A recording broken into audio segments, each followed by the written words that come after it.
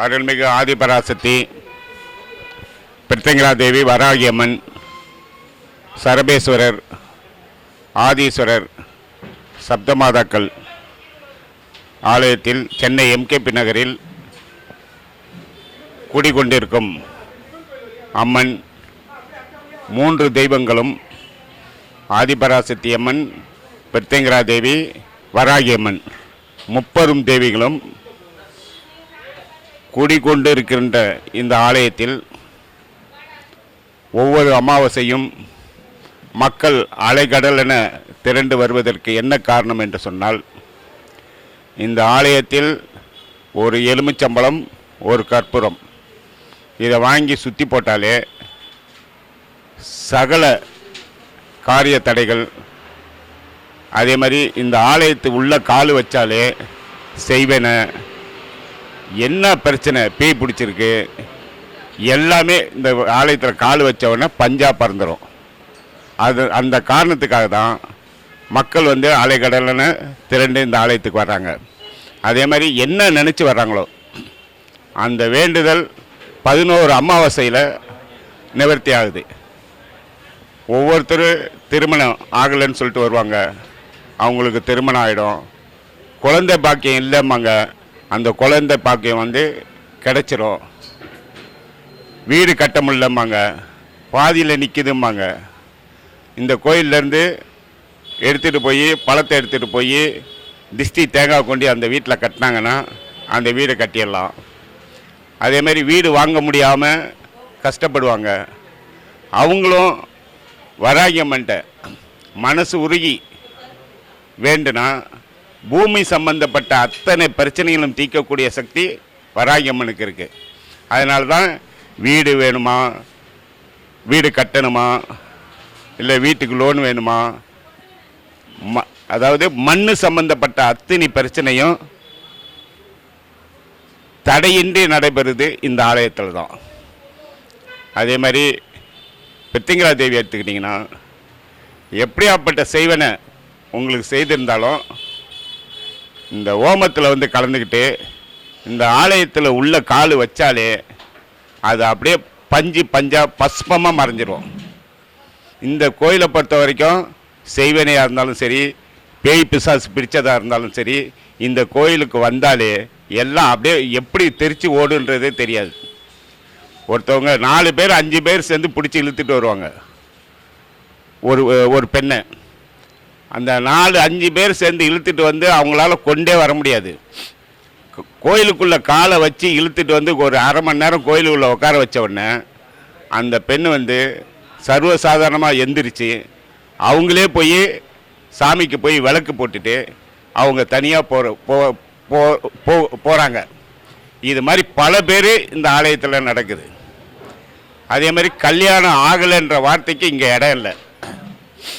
மாங்கல்யம் தோஷம், மாங்கல்யம் தடைப்பட்டிருக்கு, அப்படி எதனா அவங்களுக்கு நினச்சா மனசில் பட்டால் இந்த ஆலயத்தில்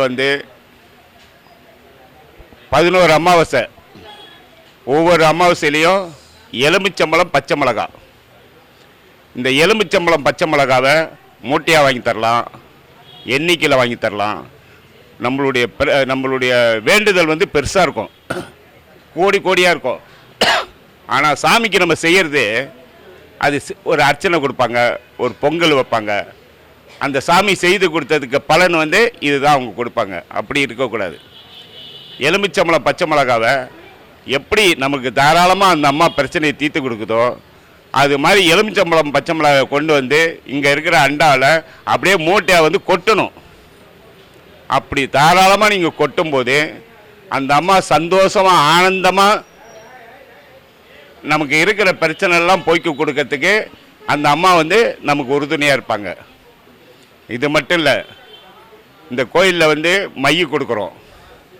இந்த மையை நீங்கள் யூடியூப்பில் சர்ச் பண்ணி பாருங்கள், அதனுடைய விலை என்ன. இது கோயிலுக்காகவே தயார் பண்ணி கொடுக்குறோம். இந்த மையை எடுத்துகிட்டு டெய்லி காலைல வெளியே போகும்போது நெத்தியில் வச்சுட்டு போய் பாருங்கள். அடுத்து நீங்களே இந்த மை வேணும்னு நீங்களே கேட்பீங்க. அதே மாதிரி வராகியம்மனுக்கு அபிஷேகம் பண்ண பச்சை கலர் குங்குமம் இருக்குது, அது அவ்வளோ ஆனந்தமானது. அதெல்லாம் அதை எடுத்து நெத்தியில் வச்சுட்டு காலைல வெளியே போகிறப்போ போய் பாருங்கள். திஷ்டி தேங்காய் இருக்குது. ஓமம் ஒவ்வொரு அமாவாசையும் 42 வருஷமாக தொடர்ந்து நடக்கிற இந்த அமாவாசை ஓமம், அந்த ஓமத்தில் இருக்கிற கலசத்தில் மேலே போடுறது தான் திஷ்டி கயிறு. பச்சை கலர், மஞ்சள் கலர், சிவப்பு கலர், கருப்பு கலர். இந்த திஷ்டி கயிறை வாங்கிட்டு போய் உங்கள் கையில் கட்டுங்க. அதே மாதிரி உங்கள் வீட்டில் இருக்கவங்க எல்லாருக்கும் அந்த திஷ்டி கயிறை கட்டுங்க. அதுக்கப்புறம் நீங்களே பாருங்கள், அடுத்தடுத்து அந்த கயிறை தேடி நீங்களே வர ஆரம்பிச்சிருவீங்க. அதனால் இந்த கோயிலில் பணன்றதுக்கு வேலையே இல்லை. இங்கே சாமியை தான் வேண்டணும். நாங்கள் அதை பண்ணித்தரோம், இந்த தாயத்து தரோம், இது மாதிரி இதை செய்து தரோன்றதெல்லாம் இந்த கோயிலில் கிடையாது. இந்த குறி சொல்கிறதெல்லாம் இந்த கோயிலில் கிடையாது. இந்த கோயிலில் ஒரே ஒரு விவகாரம் என்னன்னா, சாமிக்கிட்டே நேரடியாக நம்மளுடைய கோரிக்கையை வச்சு வேண்டுறது தான். ஆதிபராசக்தியா நேராக, அம்மா தாயே, நாங்கள் இந்த மாதிரிலாம் கஷ்டப்படுறோம், என்னை நீ தான் காப்பாற்றணும், நான் உன் பிள்ளை, என்னை நீ தான் காப்பாற்றணும்னு வேண்டி பாருங்கள். அதனுடைய பலன் என்னன்றது உங்களுக்கே தெரியும். வராகி அம்மனை பார்த்தீங்கன்னா, அந்த அம்மாவை யார் வணங்குறாங்களோ அவர்களுக்கு என்ன பிரச்சனை வந்தாலும் சரி, அந்த பிரச்சனையை அந்த வராகி அம்மன் தன் பக்தராக நினச்சி, அந்த அம்மா ஒரு பக்தருக்கு என்ன பிரச்சனை வந்தாலும் அவங்களே மறு உருவம் எடுத்து அவங்களுக்கு யார் பாதிப்பு கொடுக்குறாங்களோ அவங்களுக்கு அவங்க மனசில் புகுந்து அவங்கள நல்வழிப்படுத்தி நம்மளுடைய பிரச்சனையை அப்படியே பஸ்பமாக்கி நம்ம என்ன நினைக்கிறோமோ அதை நல்லபடியாக முடித்து கொடுக்கறது அந்த அம்மா. நமக்கே தெரியாது, அந்த அம்மா அந்த வராகி அம்மனை யார் நம்புகிறாங்களோ அவங்களுக்கு எப்பயுமே பக்கத்தொடையாக பின்பலமாக அந்த வராகி அம்மன் நம்ம கூடயே இருக்கின்றது அவங்களுக்கே தெரியாது. அதனால தான் இன்றைக்கி வராகி அம்மனை எல்லாரும் சந்தோஷமாக வராகி அம்மனை கும்பிட்றதுக்கு காரணமே இதுதான். அதே மாதிரி பிருத்திங்கரா தேவி பார்த்திங்கன்னா, அவங்களுடைய கணவர் சரபேஸ்வரர் 2 பேரும் சேர்ந்து இந்த கோயிலில் காட்சி கொடுப்பாங்க.